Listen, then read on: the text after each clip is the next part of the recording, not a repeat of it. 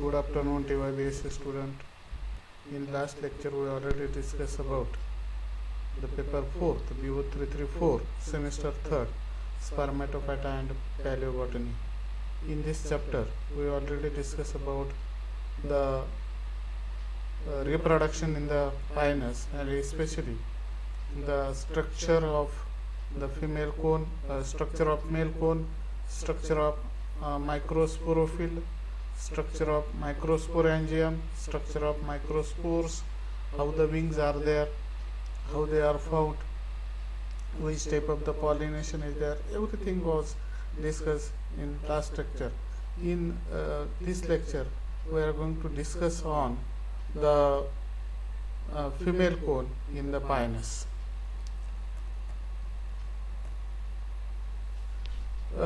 As it is the female cone, so it is known as the ovulate strobilus or ovulate cone. It develops in the form of cluster, and they are 1 to 4 in number in the axis of the scaly leaf in the place of unlimited branch of the growth or unlimited growth of the branch, that is, which is comparatively known as the long branch.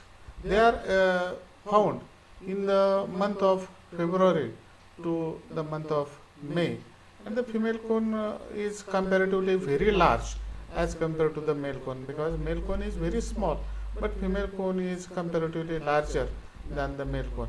And female cone, after maturity, it becomes woody, so hard, and it changes its color. It's somewhat elongated, or it's somewhat oval in shape, but it changes its color. When we observe the actual this female cone is somewhat looks like as a woody nature, and this is the LS of the female cone. This LS having the presence of the such type of the sporophyll, which is known as the megasporophyll, because it is mega is restricted for the female, and as it is the female cone, so it have the megasporophyll.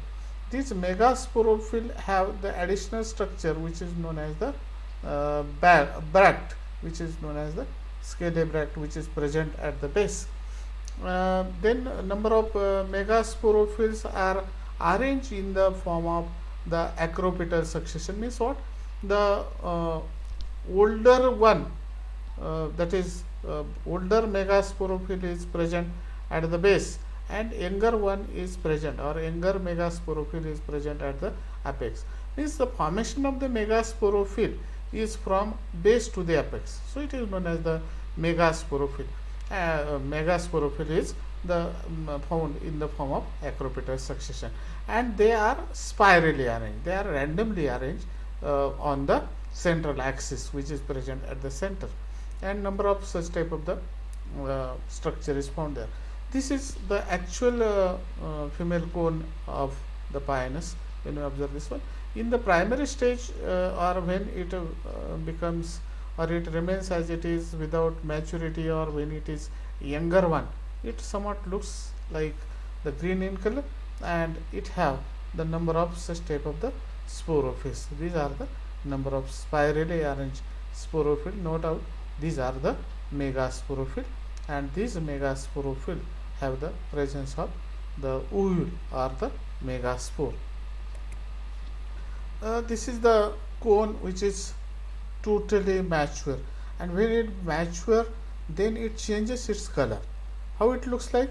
It looks like as a woody, or it somewhat looks like as a red, it looks like as a brown, and it becomes very loose when it totally mature, and it shows the presence of the bract scale or ovulispera scale.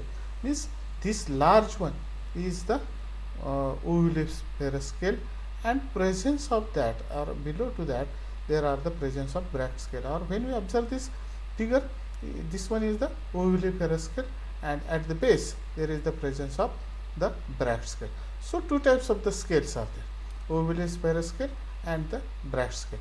So two scales are found there. Then megasporophylls lying at the base are smaller and the sterile. The female strobilus becomes brownish red and they are large, that is they are about 15 to 20 centimeter long. They occurs in great variation with regards to the shape. They have the different types of the size, the shape, orientation of the female cone in different species of the Pinus. This is the structure actually, just I told you. Then this one is the central axis of the female cone, and this structure is nothing but the such type of the megasporophyll, that is the female sporophyll, or we can say that the female structure which is known as megasporophyll. And megasporophyll have the such type of the apophysis. These apophysis, or to this megasporophyll, two megaspores or two ovules are attached at the center or near to the base, and this one is the oviviparous, or this one is the oviviparous scale, as well as these are the oviviparous scale is there, and this one is the next small outgrowth is there, which is known as the Bract scale. So this one is the oviviparous scale, this one is the small Bract scale, and this one is the oviviparous scale is found there. Then it has two kinds of the structure, that is megasporophyll has outer smaller leathery Bract scales and the larger oviviparous scales are there. The Bract scale is small comparatively. They are dry membranous structure. It is directly attached to the cone axis and occurs below to the oviviparous scale. This one, that is this one is the Bract scale, and it remains attached to the base of this one. And these are the two ovules. When you observe this one, these are the two ovules. Means at the base of this Bract scale, there are, or near to this Bract scale, there are presence of two ovules on the base. That is two ovules. It is attached to this one below to the oviviparous scale. It is also called as the carpellary scales. Once the strobilus becomes mature, the Bract scale becomes rolled and helps for the purpose of dispersal of the seeds. When the entire ovule is converted into the formation of the seed, because as we already discussed about the gymnosperm, the gymnosperm is a naked seeded group of the plants. Means what? The ovule is directly matured, it directly fertilize, it directly pollinate and directly fertilize, and they are directly converted into the formation of the structure which is known as the they forms a directly seed. So these seeds are naked seeds are open, and so these ovules are directly converted into the formation of the seed, and at that time the Bract scale which is present near to the this oviviparous scale or near to the megasporophyll, this Bract scale helps for the for the dispersal of the seeds. That is, at the maturity they gets winged, or we can say that they becomes rolled, and as they becomes rolled, they plays the vital role, or they are used for such type of the purpose. So these megasporophyll, just I told you, the megasporophyll and microsporophyll, both the words are restricted for female and male respectively. That is, as there are the megasporophyll, so megasporophyll have the structure that is like the megaspore or the ovule. Microsporophyll have the structure that is the microsporangium, and microsporangium have the presence of number of pollen grains or the microspores. So these two spores, that is the pollen grain, after maturity, maturity of the pollen grains, when they spread or when they disperse from the megasporangium, they are searching for the ovule, and when they are searching for the ovule, these ovules are present on the different branch on the megasporophyll, on the megasporophyll, especially on the female strobilus or the female cone. And there is the hollow space is created after certain maturity, and when hollow space is created, at that time this ovule have, it is unitegmic ovule is there, and as this ovule is unitegmic, through this opening these pollen grains enters inside the ovule and they gets fertilized, or they fertilizes the such type of the structure, that is inside that there is the presence of the megaspore, and this megaspore mother cell gets fertilized and again they gets multiply, and as they gets multiply they are converted into the number of the multiple nuclei or multiple cells are there, and as they these multiple cells are formed there, this is nothing but there is the formation of the female gametophyte is takes place here. So in this way what happens, that is the such type of the structure is found in case of the this one.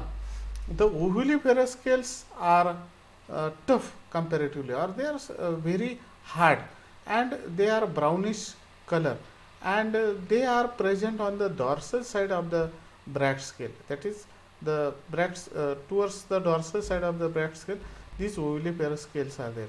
Each scale is about a triangular with the terminal broader portion which is known as the apophysis, and they are narrow at the base, means the apophysis is the pointed and they are narrow, as well as the basal part is comparatively narrow, but what happens, the middle portion of this scale, that is the ovuliferous scale, is broader, and the ovuliferous scales has the two ovules on its dorsal surface near to the base, and these ovules have the presence of the such type of the megaspores, and these megaspores nextly converts into the female gametophyte.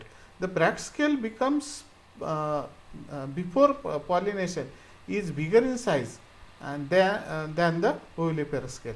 Means what happens, that is Bragg scale in primary stage they looks very small, but these before pollination they are bigger in size and laterally, but later on it reverse, means what, that is ovuliferous scales becomes large and Bragg scale remains as it is, or their length is reduced.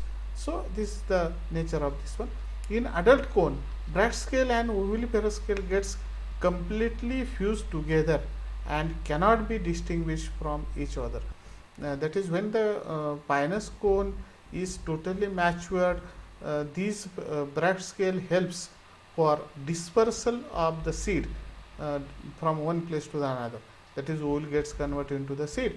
But in some cases, in some species of the pinus, what happens, Bragg scale and the ovuliferous scales, they are closely arranged, they are unidentical, they are non-distinguishing, we cannot distinguish from one another.